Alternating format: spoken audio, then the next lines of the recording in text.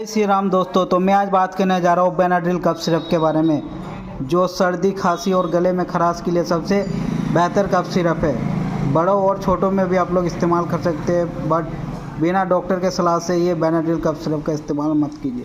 Thank you दोस्तों। जय श्री राम दोस्तों। तो मैं आज बात करने जा रहा हूँ बेनाड्रिल कफ सिरप के बारे में, जो सर्दी खांसी और गले में खराश के लिए सबसे बेहतर कफ सिरप है। बड़ों और छोटों में भी आप लोग इस्तेमाल कर सकते हैं, बट बिना डॉक्टर के सलाह से ये बेनाड्रिल कफ सिरप का इस्तेमाल मत कीजिए। थैंक यू दोस्तों।